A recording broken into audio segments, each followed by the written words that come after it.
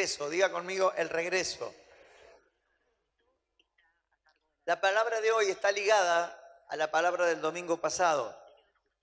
Si usted no estuvo el domingo pasado, yo le aconsejo que mire, ya está en YouTube el mensaje del domingo pasado, así que lo pueda escuchar.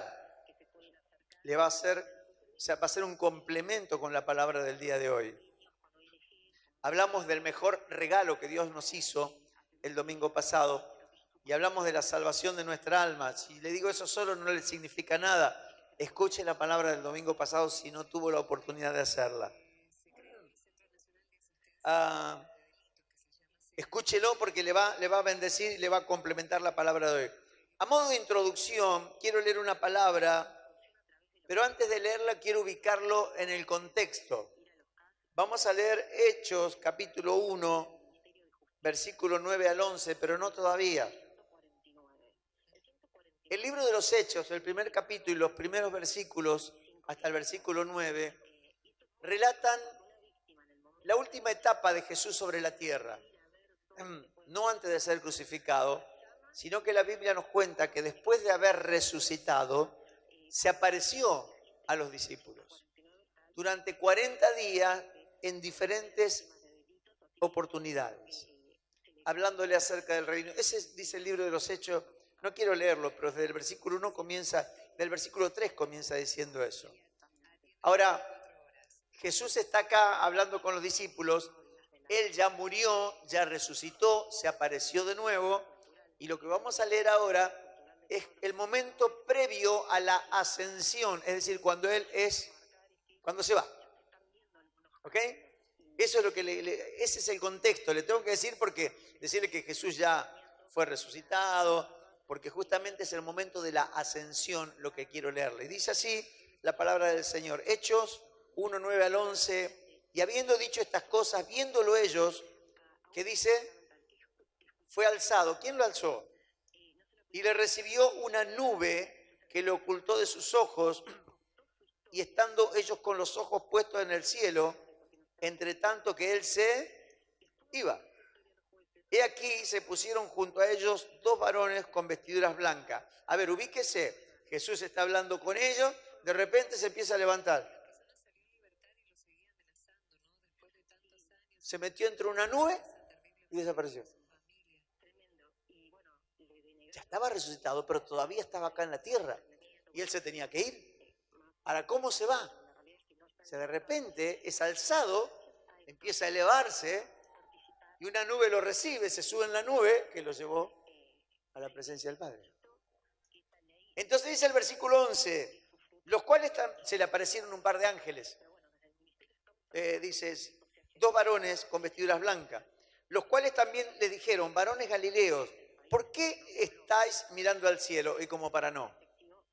Imagínense, se le termina de ir Jesús metido en una nube, que quedaron así. Claro, quedaron flasheados, como dicen los chicos. Dice, ¿qué están mirando al cielo? Dice, este mismo Jesús que ha sido tomado de vosotros al cielo, así vendrá como le habéis visto ir al cielo. Vale decir que no solamente se fue, sino que en algún momento ¿va a qué? Va a volver otra vez. Así como se fue. ¿Cómo se fue? En una nube. ¿Cómo volverá? Ahora vamos a ver. O sea que, entre líneas, claramente habla de que Cristo se fue y que de la misma manera va a volver otra vez.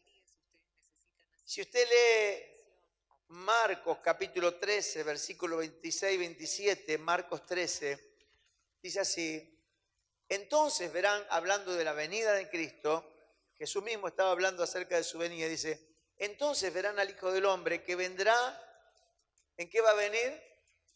En el mismo transporte en el que se fue. ¿En qué? En las nubes con gran poder y gloria. Entonces enviará sus ángeles y juntará a sus escogidos de los cuatro vientos desde el extremo de la tierra hasta el extremo del cielo. O sea que de la misma forma que se fue en las nubes, volverá. Lo va a traer el mismo transporte.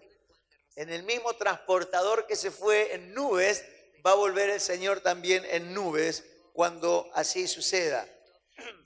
Y a propósito, que dice que cuando venga va a juntar a sus escogidos, a propósito de esto, haya cabida la palabra que le quiero compartir esta mañana, o el mensaje del que les quiero hablar, muy conocido, es una parábola, muy conocido como parábola, quizá muy leído, poco predicado, por lo menos acá. No sé si yo lo prediqué alguna vez, creo que quizá hace mucho tiempo. Mateo 25, versículo 1 al 13. Y vamos a leer, antes de leer todo el pasaje, vamos a leer primero el último versículo, vamos a leer al revés. Leemos el último y después leemos del 1 al 13 otra vez. O sea que vamos a empezar con el número 13. Dice así: velad pues, porque no sabéis el día ni la hora en que el Hijo del Hombre ha de venir. Vale decir que está hablando de aquel regreso, está hablando de aquella venida que estamos mencionando. Estoy tratando de usar toda una cantidad de versículos para llevarte al pensamiento del acontecimiento tan importante del regreso del Señor Jesús. Ahora, ¿para qué va a venir? ¿Cómo va a venir? Bueno, deme tiempo. Comenzamos del versículo 1, es decir, Mateo 25, 1 al 13. Entonces el reino de los cielos será, diga será, después le digo por qué, semejante a 10 vírgenes que tomando sus lámparas salieron a recibir al esposo. 5 de ellas eran prudentes y 5 insensatas. Las insensatas, tomando sus lámparas, no tomaron consigo aceite, mas las prudentes tomaron aceite en sus vasijas juntamente con sus lámparas. Tardándose el esposo, cabecearon todas y se durmieron. Y a la medianoche se oyó un clamor: ahí viene el esposo, salid a recibirle. Entonces todas aquellas vírgenes se levantaron y arreglaron sus lámparas. Y las insensatas dijeron a las prudentes: danos de vuestro aceite, porque nuestras lámparas se apagan. Mas las prudentes respondieron diciendo: para que no nos falte a nosotras ni a vosotras, id más bien a los que venden y comprad para vosotras mismas. Pero mientras ellas iban a comprar, vino el esposo, y las que estaban preparadas entraron con él a las bodas, y se cerró la puerta. Después vinieron también las otras vírgenes diciendo: Señor, Señor, ábrenos. Mas él respondiendo dijo: de cierto os digo que no os conozco. Y ahí dice: velad pues, porque no sabéis el día ni la hora en que el Hijo del Hombre ha de venir. En este párrafo, en esta parábola, la iglesia está representada con 10 vírgenes. Diga: yo estoy representado en esas 10 vírgenes. El comienzo de la parábola dice que el reino de los cielos será. Cuando usa esa palabra será, está hablando de algo que todavía no sucedió, de un acontecimiento que todavía no hemos experimentado. No es lo que ya hemos vivido un montón de cosas, pero esto todavía no. Diga conmigo: será. Generalmente todas las parábolas dicen: el reino de los cielos es semejante a, el reino del cielo es como, pero acá dice: el reino de los cielos será. O sea que es un acontecimiento futuro que todavía no hemos experimentado. Se refiere a algo que no sucedió. Es un evento venidero. O sea, habla de la venida de Cristo. Ya conmigo, habla de la venida de Cristo. Y cuando Cristo venga, va a venir a buscar a sus escogidos, como lo dijimos recién. Y el domingo pasado, por eso le digo, escuche el mensaje del domingo pasado, porque hablábamos acerca de que había señales y que las señales ya están todas cumplidas. Y que lo que falta simplemente es que Cristo venga. Sinceramente, yo no quisiera que venga todavía para que nos dé más tiempo, para que muchos más se salven. Porque hay mucha gente que está perdida. Que el Señor nos ayude como iglesia a adoptar esta carga de ser, como decía Karina, de poder predicarle a tantos para que muchos más, porque Él dice la palabra del Señor, que Él no quiere que ninguno se pierda, sino que todos procedan al arrepentimiento. pero Dios no tiene otro medio que cada uno de nosotros para que la gente se salve. Si quizá Cristo venga pronto, quizá nos dé un poquito más de tiempo, lo cierto es que si tarda, no es para que nosotros estemos distraídos, sino para que estemos preparados, pero a la vez para que hagamos la tarea de que muchos más sean salvos. Dice la parábola que estas vírgenes salieron a recibir al esposo, y es una figura que usa la palabra de Dios de Cristo y la iglesia. Por ejemplo, en el libro de Apocalipsis, capítulo 19, versículos 6 al 8, Apocalipsis 19, 6 al 8 dice: oí como la voz de una gran multitud, como el estruendo de muchas aguas, y como la voz de grandes truenos que decía: aleluya, porque el Señor nuestro Dios poderoso reina. Gocémonos y alegrémonos, démosles gloria, porque ha llegado la boda del Cordero y su esposa se ha preparado, y a ella se le ha concedido que se vista de lino fino, limpio, resplandeciente, porque el lino fino son las acciones justas de los santos. O sea, acá habla de la boda del Cordero, porque cuando Cristo venga a buscarnos, en realidad vamos a entrar en una dimensión espiritual donde se va a producir una fiesta que se llaman las bodas del Cordero. Pero para esa fiesta es lo mismo que la novia. A ver, la novia se va a casar, llega la hora de la ceremonia y ella dice: uy, me olvidé de cambiarme, bueno, no me bañé, bueno, no importa, voy así nomás, ¿sí? ¿Cuánto tiempo antes se prepara? ¿Cuántas se casaron? A ver. 10 minutos antes se empezaron a preparar, ¿sí? Primero que ya 2 o 3 noches antes no podían dormir pensando: voy a hacer esto, voy a hacer aquello, me voy a poner así, tengo que ir a tal, me tengo que hacer las uñas, tengo que el cabello, tengo que ir a la peluquería, me quiero teñir, me quiero arreglar. Y está pensando y que el vestido, y que los zapatos, que las medias, que todos los detalles, unos preparativos que no son 10 minutos, porque no es una cuestión sencilla, es un hecho trascendente, único.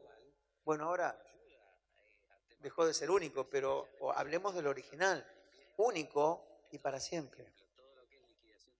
Entonces no es algo, por eso dice la palabra, dice: y a ella, a la iglesia, a la novia, se le ha concedido que se vista de lino fino, que era en ese momento era lo más fino que había de ropa, limpio, resplandeciente, pero dice: porque el lino fino son las acciones justas de los hijos de Dios.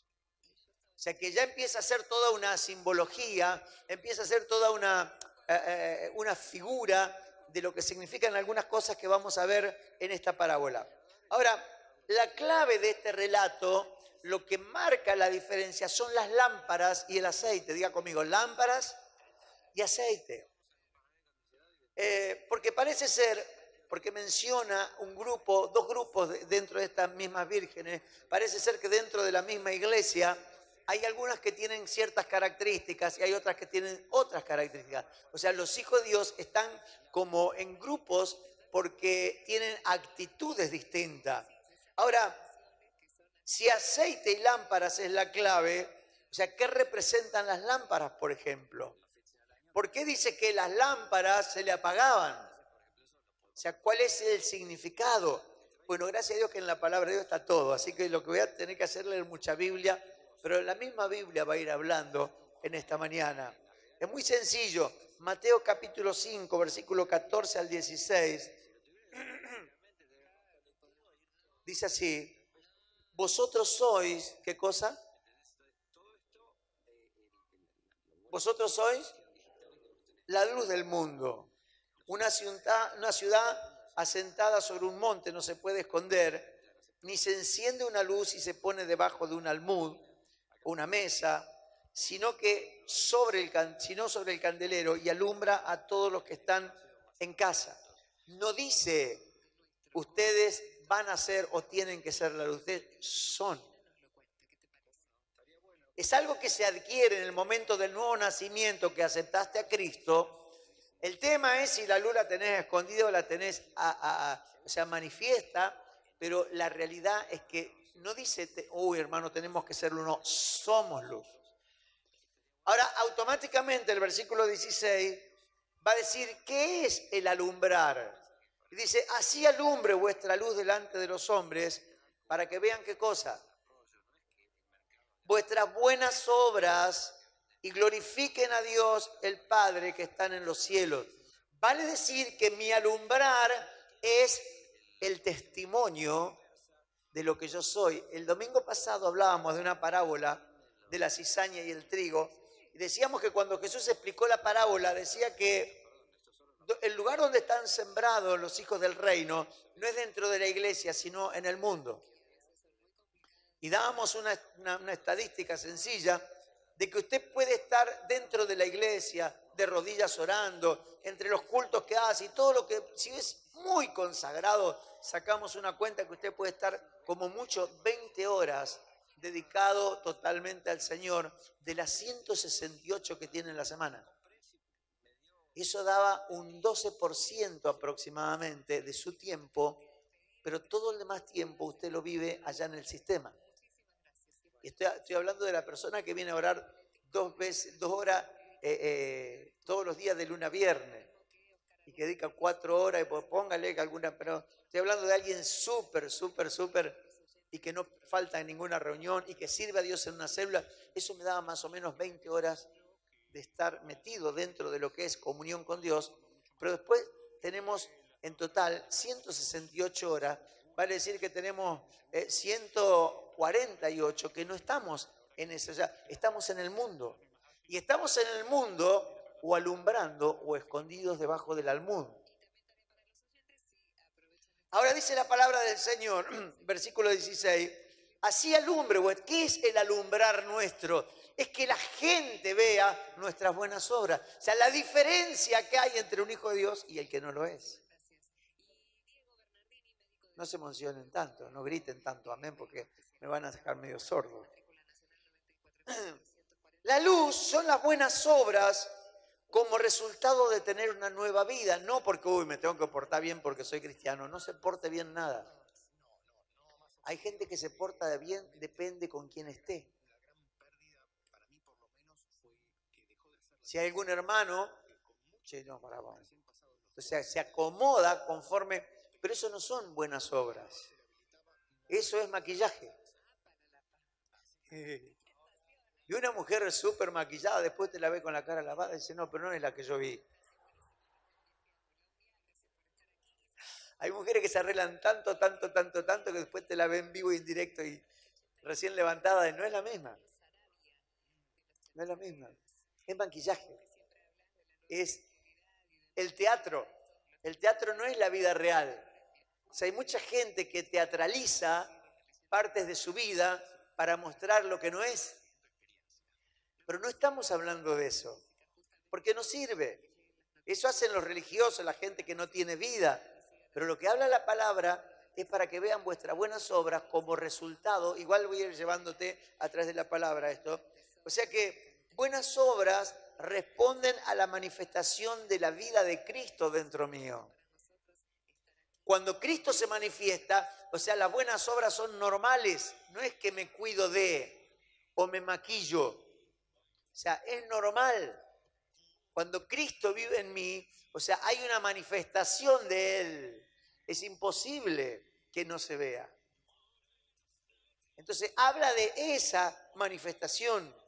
Ahora, el aceite de la lámpara es el combustible de la luz. Por lo tanto, es el generador de las buenas obras.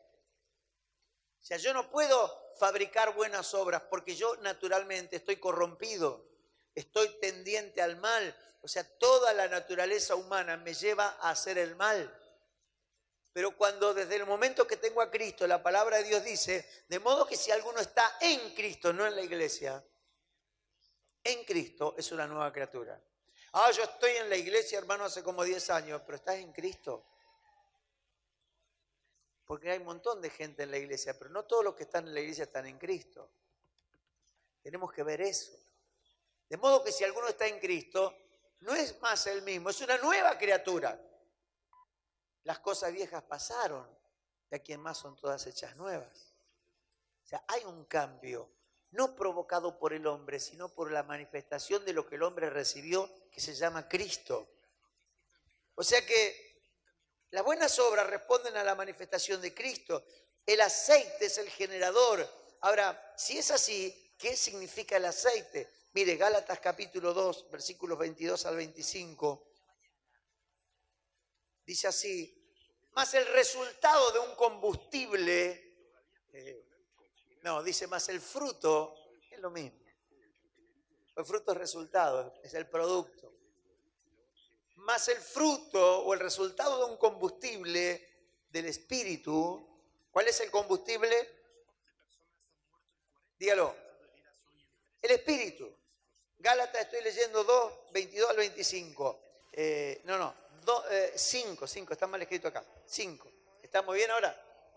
Disculpen y muchas gracias. Dice, más el fruto del Espíritu, dígalo conmigo, es amor, gozo, paz, paciencia, benignidad, bondad, fe, seguimos, mansedumbre, templanza. Contra tales cosas no hay ley.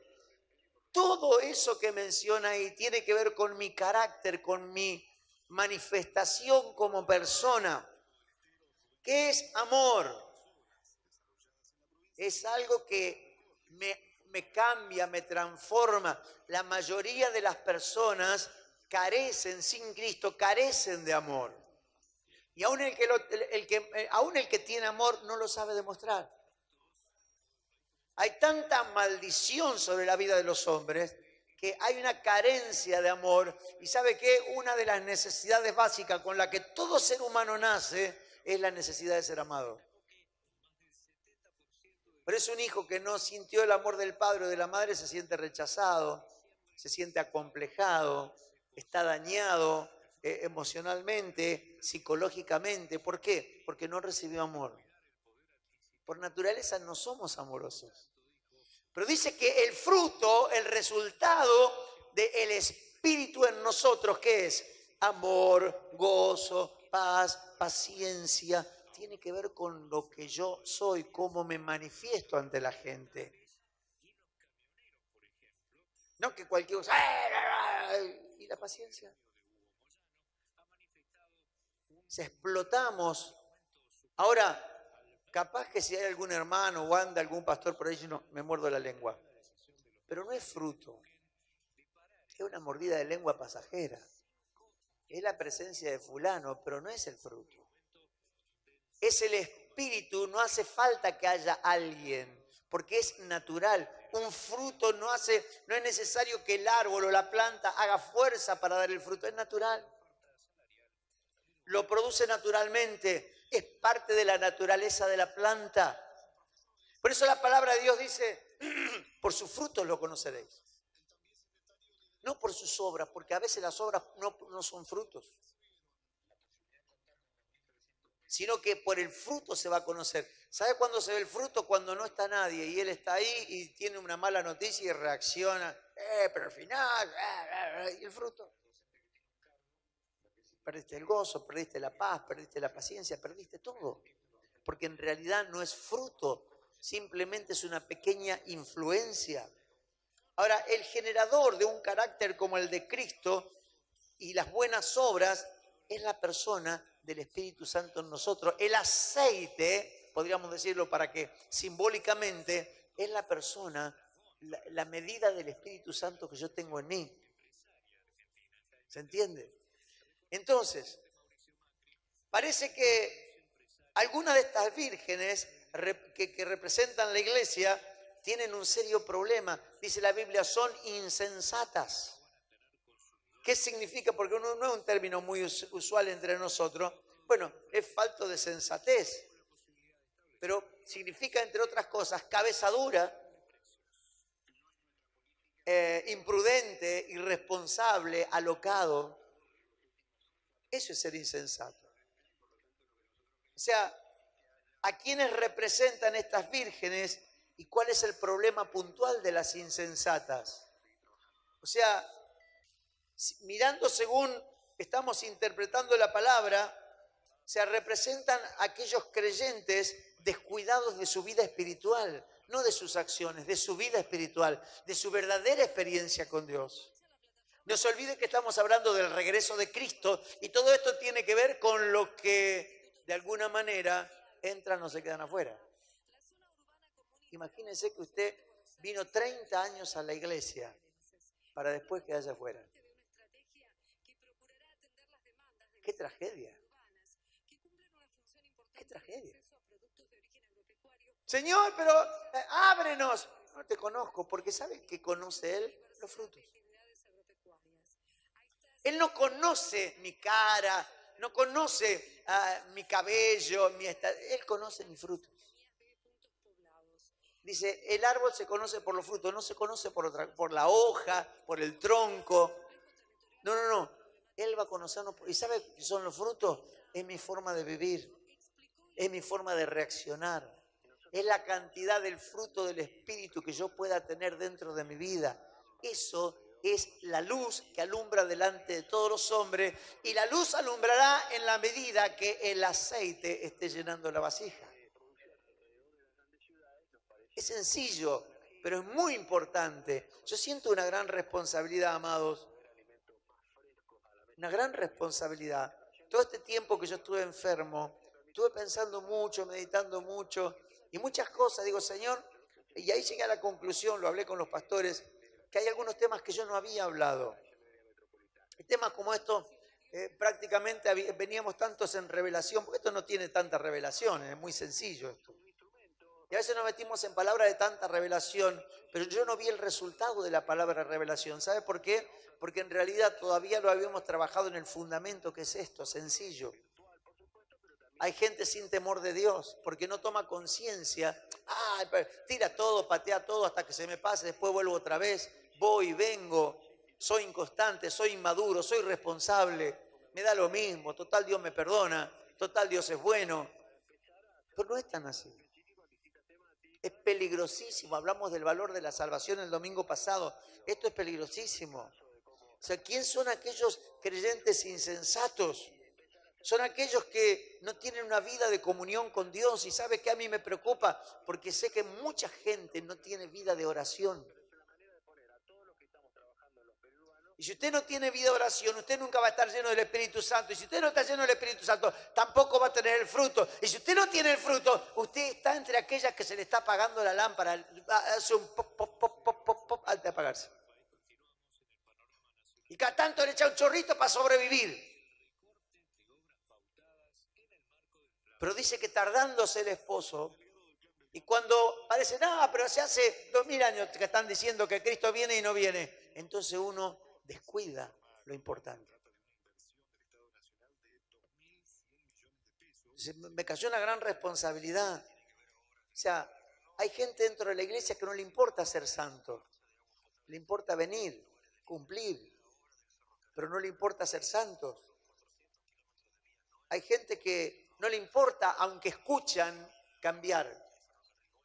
Porque estamos llenos de palabra de Dios, pero no tomamos decisiones al respecto. ¿De qué le sirve escuchar una tremenda palabra si usted después que se va de acá no cambió lo que tenía que cambiar? De nada.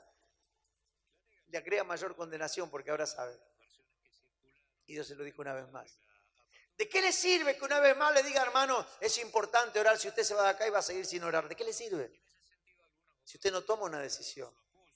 Todo eso a mí me preocupa porque yo soy responsable por todo lo que usted haga o no haga delante de Dios, conforme a la enseñanza que yo le dé o a la palabra de exhortación que yo le dé para que usted despierte. ¿Sabe cuánta gente cuando predicamos acerca del perdón dice, sí, yo tengo que perdonar, pero se va de acá y no perdona?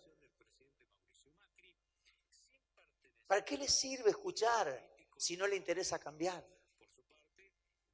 Ayer dijo el apóstol Lucas Márquez que una vez vino una hermana, me dijo, yo, dice, entendí bien lo que es el perdón, dice, y he perdonado a todos estos idiotas, dice.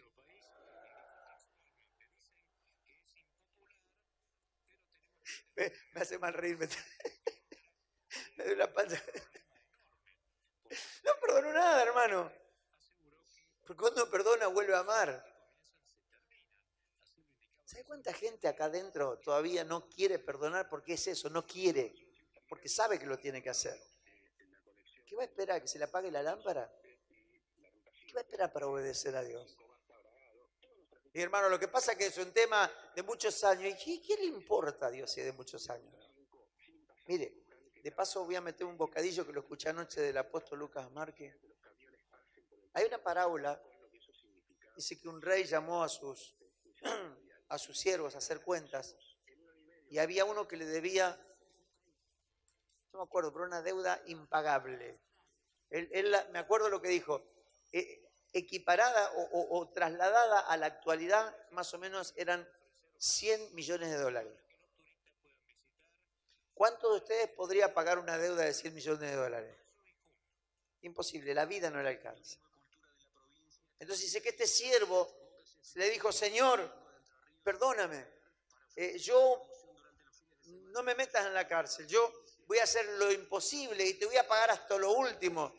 Y decía el apóstol anoche, es imposible, era una ofensa a la inteligencia del rey, porque sabía que nadie podía pagar, siendo un siervo, una deuda de 100 millones de dólares. Este había defraudado, había hecho desastre con la economía.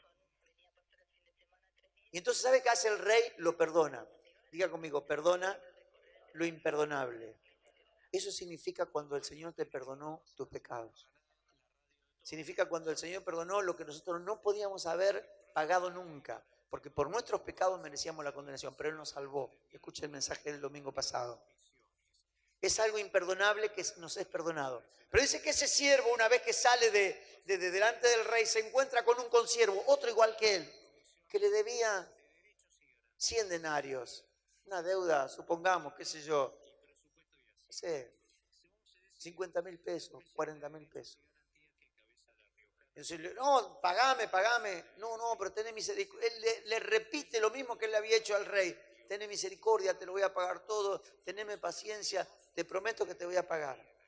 Y este le dice, no, échenlo en la cárcel.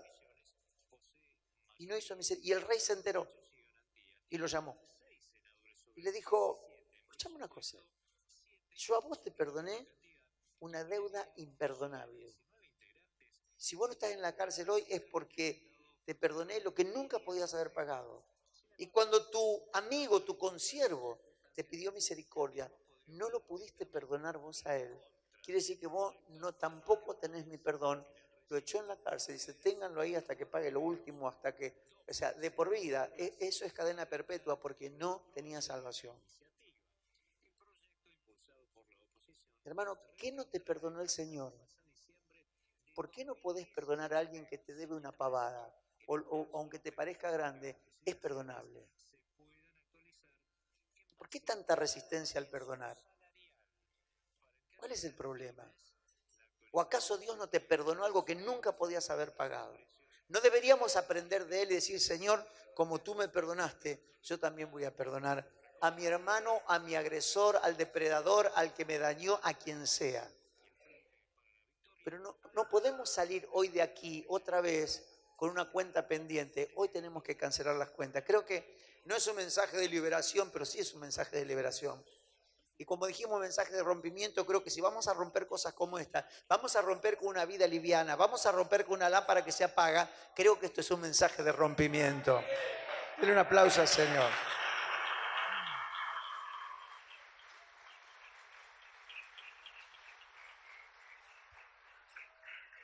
Gente con la lámpara que se le apaga, gente lleno de rencores, de resentimiento, que aunque vienen a la iglesia nunca dejan eso. Gente que siguen con vicios, que no han dejado lo malo.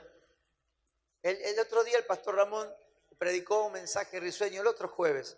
Yo no estuve este jueves pasado. El otro jueves predicó un mensaje y él contaba muchos testimonios y contaba alguna cosa que yo ni me acuerdo si se la enseñamos. Creo que ni siquiera lo habíamos hablado. Pero él tenía al Espíritu Santo dentro de él. Y él contaba cómo él vivía con una vela, porque su familia, él vivía en una habitación detrás de la casa de su mamá, y tenía todos los servicios de la casa de su mamá, pero como la luz estaba enganchada, entonces él no hacía uso del suministro eléctrico. Dice, yo no puedo participar del pecado de robar, yo voy a poner una vela. Wow. De todos modos, no era él el que estaba robando, era su familia. O sea, si uno busca atajos, están todos. Pero digo yo, hoy cuántos cristianos, cuántas veces se ha dicho, cuántas veces se ha hablado, se enganchan en el cable, se enganchan en la luz, se enganchan en todo lo que se pueden enganchar, hermano. Pero después alabamos a Dios acá, pero la lámpara está, que se apaga. Porque eso solamente, no es que el pastor te lo tiene que decir, porque me cansé de decirlo y no cambia nada. Es que el nivel de aceite está tan bajo que no transforma nada. Porque yo no te puedo cambiar, es el Espíritu Santo que va a empezar a producir santidad. Es el Espíritu Santo que va a empezar a cambiar la realidad de tu vida para que la gente vea tus buenas obras. ¿Sabe cómo terminó la historia del pastor Ramón? ¿Terminó con la vela? No, hermano. Su mamá, que no quería saber, vos con tu Dios, le decía. Un día lo llamó y le dijo, ¿cómo podemos hacer para poner el medidor? Y a lo mejor usted me puede decir, yo vivo en un asentamiento, nadie paga la luz. Bueno, aunque sea, vaya usted y hable. No, pero yo tengo una deuda terrible. Y bueno, es bueno. La Biblia dice también que no debáis a nadie nada, no que solo esté enganchado, sino que no debáis a nadie nada. Ahora, si usted no da la cara y habla y va de parte de Dios, diga, mire, yo soy un cristiano, no puedo estar robando. O sea, nunca va a tener solución, pero cuando usted hable, posiblemente Dios va a empezar a abrir y va a empezar a depurar y a limpiar. Y usted va a empezar esos son rompimientos, hermano. No que usted viene acá y se cae y patalea. Eso cuando usted se va, si no arregla sus problemas, no es un rompimiento. Y no hace falta que se caiga y patalea para que usted tome una decisión. La puede tomar sin caerse y sin patalear, ir a su casa y cambiar las cosas. Eso es un rompimiento. Cuando usted va a cambiar, porque no solamente cambia usted va a cambiar la próxima generación, porque sus hijos se acostumbran a verlo usted, que usted es un cristiano, pero vive a media, con la lámpara sin aceite, sus hijos van a tener menos aceite que usted. Y usted está condenando a la próxima generación al fracaso y a tener una vida que si Cristo no viene, no sabemos si se van a ir con el Señor. Entonces, hay algo que Dios quiere hacer en este tiempo, nos está preparando para algo grande. Nos está preparando para algo grande. Sus lámparas o buenas obras de esta gente fue descuidada porque el esposo no llegaba. Es lo que muchas veces pasa. Y total todo sigue. ¿Sabe qué? Cambalache, hermano. El tango cambalache. Dale nomás, dale que va, que allá en el horno se vamos a encontrar.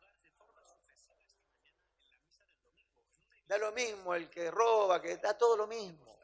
Y el sistema te opresiona y a veces conociendo al Señor por falta de aceite no tenemos convicción de pecado y dale que va. Diga conmigo, hoy es un día de rompimiento. Entonces, el descuido de muchos hijos de Dios es a causa de que Cristo no ha llegado. Por eso es necesario predicar de la venida de Cristo. Para que estemos preparados. Para que usted tenga el boleto comprado, porque, hermano, si llega la hora y usted no tiene el boleto, usted pierde el viaje. Entonces, esto tenemos que tenerlo con anticipación. Es por eso que muchos viven como sea, sin preocuparse de cuánto aceite tenga o cuánto estén alumbrando sus vidas o no, porque no tienen conciencia de que hay un día que Cristo viene a buscarnos. Ahora tenemos necesidad de salir del engaño, del descuido, de la condescendencia con este mundo, de ser afín con este mundo. Entonces permítame leerle un texto que tendrá que meditar en su propia casa. No lo voy a poder tocar, pero yo le recomiendo que usted lea Efesios 5, 1 al 18, y se lo voy a leer en la Nueva Versión Internacional. Si no lo tienen en la nueva, no importa, yo lo leo de acá, pero no lo pongan en la otra versión. Porque está mucho más claro en esta versión, en la Nueva Versión Internacional. Dice así: por tanto, imiten a Dios como hijos muy amados. ¿A quién debemos imitar? Nosotros imitamos al hermano carnal. Y bueno, si él lo hace, también es cristiano y no pasa nada. No imita al carnal, imitemos a Dios. Dice, por tanto, imiten a Dios como hijos muy amados. Lleven una vida de amor, así como Cristo nos amó y se entregó por nosotros como ofrenda y sacrificio fragante a Dios.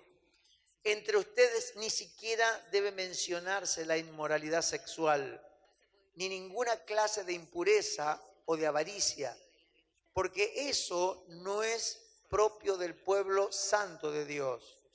Tampoco debe haber palabras indecentes, conversaciones necias, ni chistes groseros.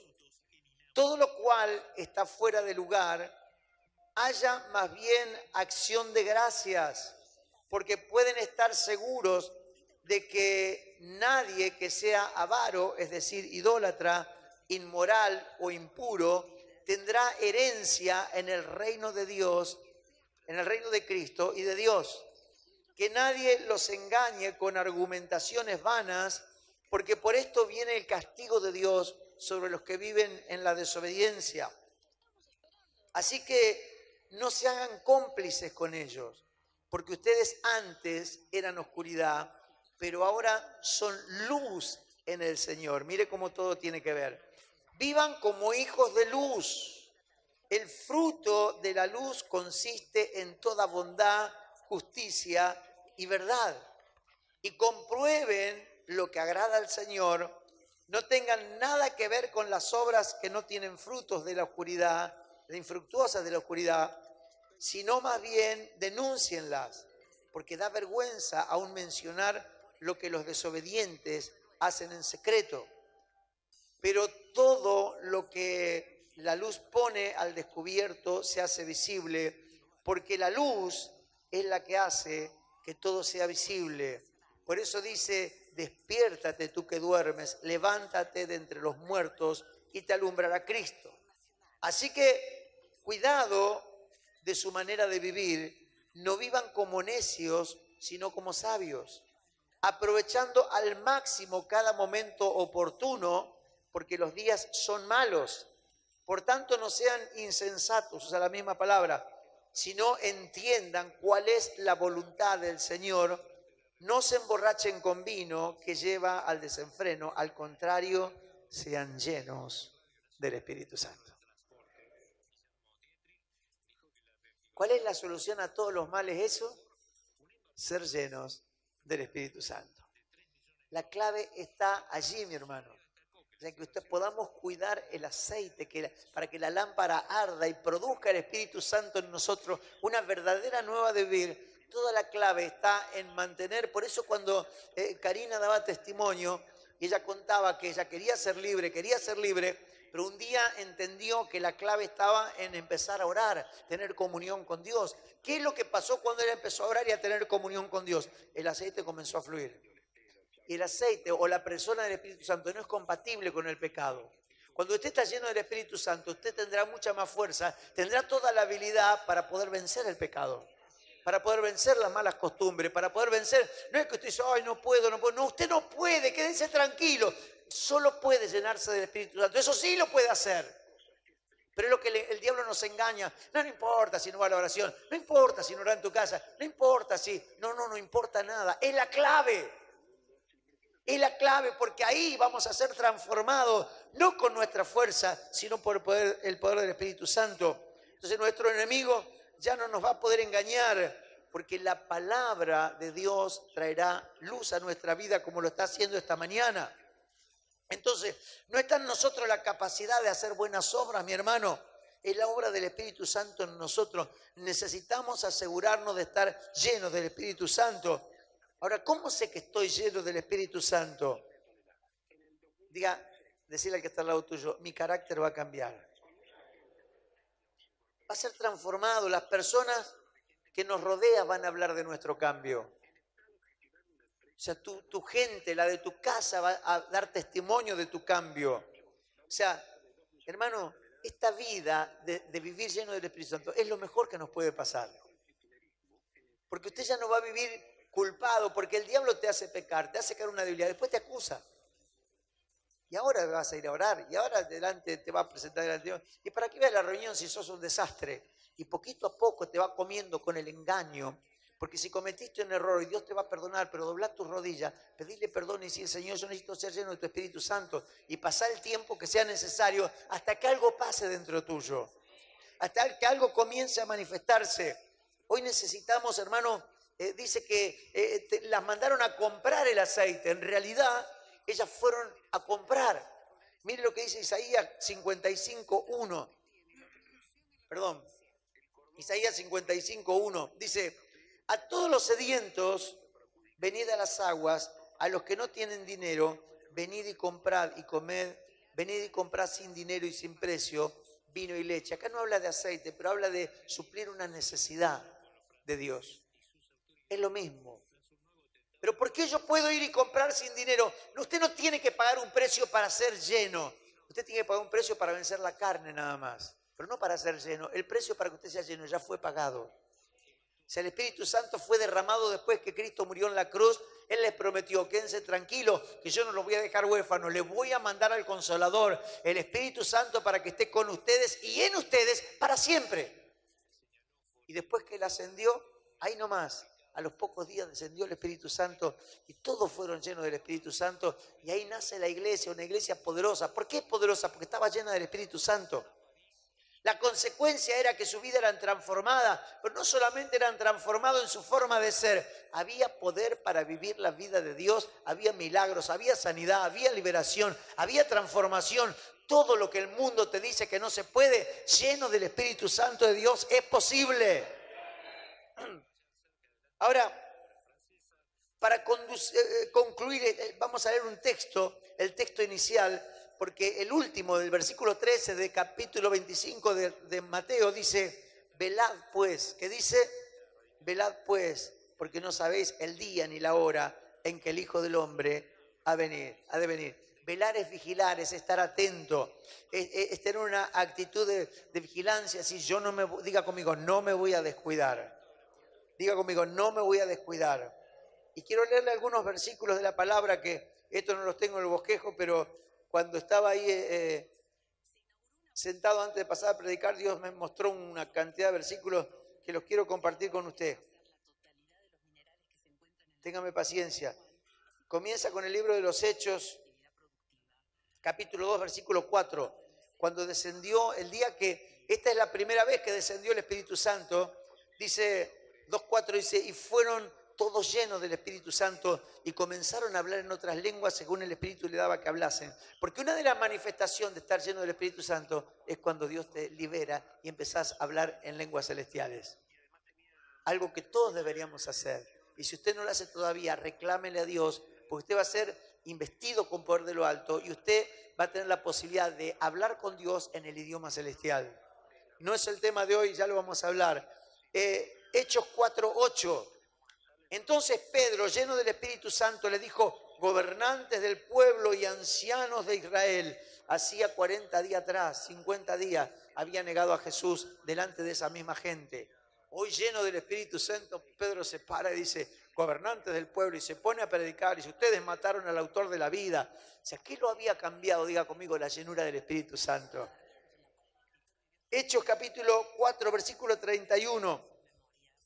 Dice, cuando hubieron orado, ¿qué hicieron? El lugar que estaban congregados, ¿qué le pasó? Tembló y todos fueron llenos del Espíritu Santo y hablaban con denuedo la palabra del Señor. ¿Se da cuenta? Tiene una manifestación de vida que algunos le llaman avivamiento, que todo cambia. Pero ¿qué es lo que hicieron para que eso suceda? Oraron. Diga conmigo, esta mañana vamos a orar. Hechos 9:17. Dice, fue entonces Ananías y entró en la casa y poniendo sobre él las manos dijo, hermano Saulo, cuando Pablo se convierte, el Señor Jesús que te apareció en el camino donde venías, me ha enviado para que recibas la vista y seas lleno del Espíritu Santo. Hechos 11, 22 al 24. Llegó la noticia de estas cosas a oídos de la iglesia y estaba en Jerusalén y enviaron a Bernabé que fuese hasta Antioquía. Cuando llegó vio la gracia de Dios y se regocijó y exhortó a todos que con propósito de corazón permaneciesen fieles al Señor, porque era varón bueno y ¿qué más? Y lleno del Espíritu Santo y de fe, y una gran multitud fue agregada al Señor. El último, Hechos 13:52. Y los discípulos estaban, ¿cómo estaban? Llenos de gozo y de qué más? Y del Espíritu Santo. ¿Por qué no cierra los ojos? Cerremos nuestros ojos. Hermano, no sabemos el día ni la hora en que Cristo ha de venir. Y Dios nos ha dejado bien clarito que ese tiempo iba a ser un tiempo de engaño y muchos de los hijos iban a vivir bajo este engaño de la liviandad, del tener un poquito de aceite como para sobrevivir. Pero usted puede entender, eso es peligroso. Es peligroso. La palabra de Dios nunca habla cuando habla del Espíritu Santo, nunca habla de tener un poquito, habla de estar lleno. Siempre la medida es la máxima. Siempre la medida del Espíritu Santo es la máxima cuando la palabra de Dios menciona una medida. Nunca habla de tener 3/4, medio tanque, media vasija, media vida. No, llenos. Porque es lo que va a producir en nosotros la luz que va a alumbrar delante de los hombres. Ellos van a hablar. Ellos van a hablar, mi hermano. Porque usted vive en este sistema, usted no vive acá dentro de la iglesia, dentro del salón de cultos. Usted no está todo el tiempo reunido con la iglesia, usted vive allá afuera, en medio de la selva, en medio de terribles pecadores. Pero usted no es de ellos. Usted fue alumbrado con Cristo. Y Dios nos va a capacitar por su Espíritu para empezar a marcar la diferencia. Para no ser como ellos, le doy la tarea, lea Efesios, el capítulo 5 que le pedí que lea, por favor, léalo. Es muy importante, usted analice esa palabra. Donde termina diciendo, antes bien se lleno del Espíritu Santo, pero todo lo previo del versículo 1, es bueno que usted lo lea en casa. Yo quiero, iglesia, en esta mañana, declarar que es una mañana de rompimiento, que va a venir un tiempo de plenitud, de vida, de libertad, de sanidad, de liberación, tan fuerte. Porque la obra no la puede hacer el pastor ni el apóstol, pero sí el Espíritu Santo.